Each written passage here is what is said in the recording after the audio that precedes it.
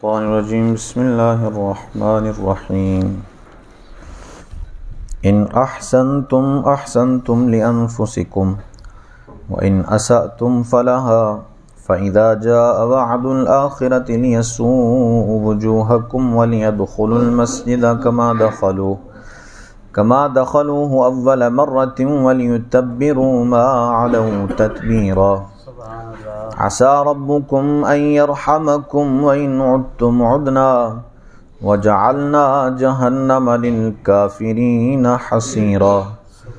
إن هذا القرآن يهدي للتي هي أقوم ويبشر المؤمنين الذين يعملون الصالحات أن لهم أجرا كبيرا وأن الذين لا يؤمنون بالآخرة أعتدنا لهم عذابا أليما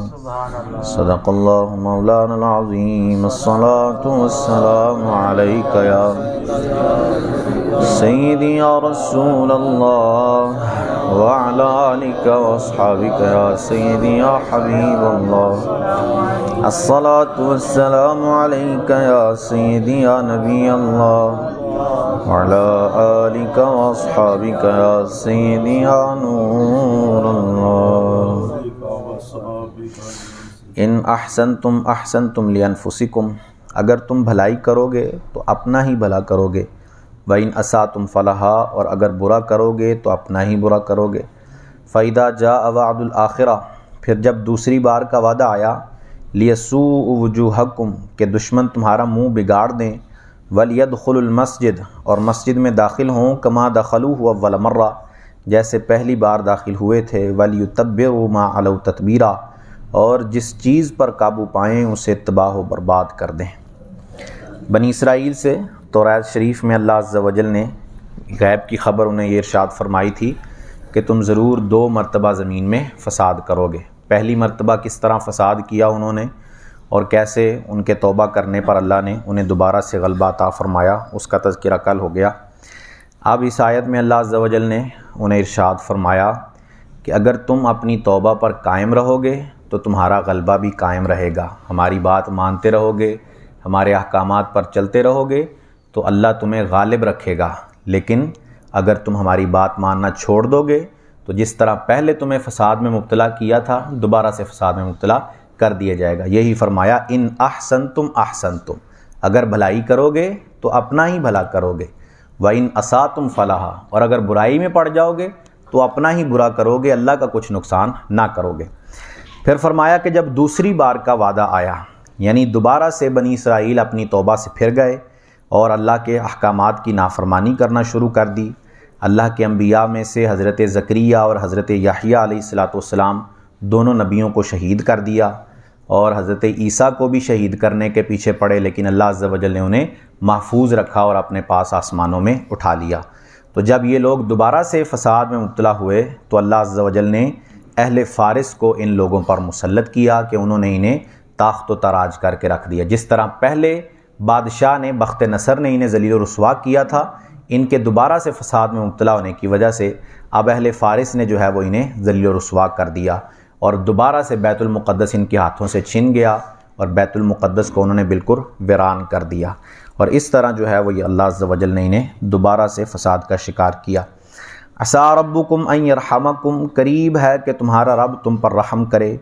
وَإِنْ عُدْتُمْ عُدْنَا، اور اگر تم پھر شرارت کرو تو ہم پھر عذاب کریں، وَجَعَلْنَا جَهَنَّمَ لِلْكَافِرِينَ حَصِيرًا، اور ہم نے جہنم کو کافروں کا قید خانہ بنایا ہے۔ یعنی یہ دوسری مرتبہ تم فساد میں آ گئے ہو، اب اگر تم پھر جو ہے وہ توبہ کر لیتے ہو تو اللہ عز و جل تمہیں پھر سے معاف کرے گا اور تمہارا غلبہ واپس لوٹا دے گا، لیکن اگر پھر شرارت کرو گے تو پھر جو ہے وہ تم پر عذاب کو دوبارہ سے مسلط کر دیا جائے گا۔ یہ پورا جو ہے وہ یہاں تک مکمل ہو گئی بات بنی اسرائیل کی کہ کس طرح وہ دو مرتبہ فساد میں مبتلا ہوئے۔ یہی صورتحال جو ہے وہ مسلمانوں کے ساتھ پیش آئی کہ جو آج مسلمانوں کی حالت ہے۔ جب تک ابتدائی اسلام سے آپ دیکھیں، جب تک مسلمان قرآن کے احکامات پر چلتے رہے، اللہ اور اس کے رسول سے کیے ہوئے عہد کو جو ہے وہ باقی رکھا اور اس کے مطابق اپنی حکومت چلاتے رہے، تو اللہ نے مسلمانوں کو 3 بر اعظموں اور ایسی جگہوں پر جو ہے وہ اسلام کا نام لہرایا کہ جہاں جو ہے وہ بالکل کوئی بھی جو ہے وہ اسلام کو جاننے والا نہیں تھا۔ وہاں پر بھی مسلمانوں نے اسلام کا جھنڈا لہرا دیا۔ لیکن جب مسلمان قرآن کے جو ہے وہ اس کو پس پشت ڈال دیا، اللہ کے احکامات کی نافرمانی کی، تو اللہ عز و جل نے پھر کس طرح جو ہے وہ مسلمانوں کو فساد کا شکار کیا۔ منگولوں کے ذریعے کس قدر مسلمانوں کی ذلت و رسوائی ہوئی کہ بغداد جیسا شہر کہ جو ایک طرح سے دارالحکومت تھا اس وقت مسلمانوں کا، اور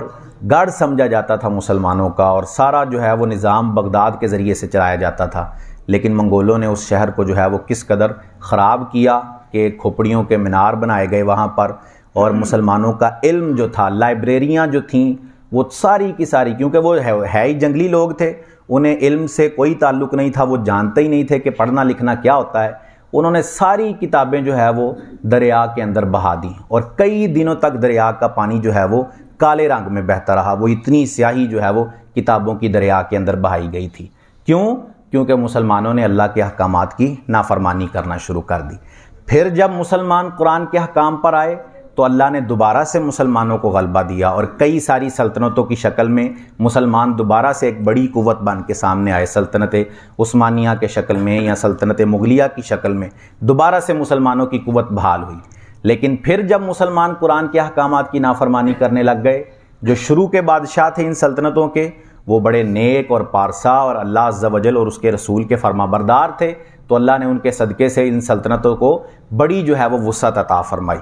کئی جو ہے وہ علاقوں کے اندر، 3 بر اعظموں کے اندر پھیلی ہوئی سلطنتیں تھیں، لیکن جب بعد کے بادشاہوں نے نافرمانیاں کرنی شروع کر دیں، عیش و عشرت کے اندر پڑ گئے، تو اللہ عز و جل نے جو حال کیا مسلمانوں کا وہ آج سب کے سامنے ہی ہے کہ کس قدر جو ہے وہ ایک وقت تھا عثمانیہ سلطنت کا کہ جب بادشاہ اسلام کو پتہ چلا کہ فرانس کے اندر ایک جو ہے وہ ڈرامہ بنایا جا رہا ہے اور اس میں رسول کریم علیہ الصلوۃ والسلام کی گستاخی معاذ اللہ کی جا رہی ہے، تو فوراً جو ہے وہ بادشاہ نے فرانسیسی سفیر کو اپنے دربار میں مدعو کیا، بلایا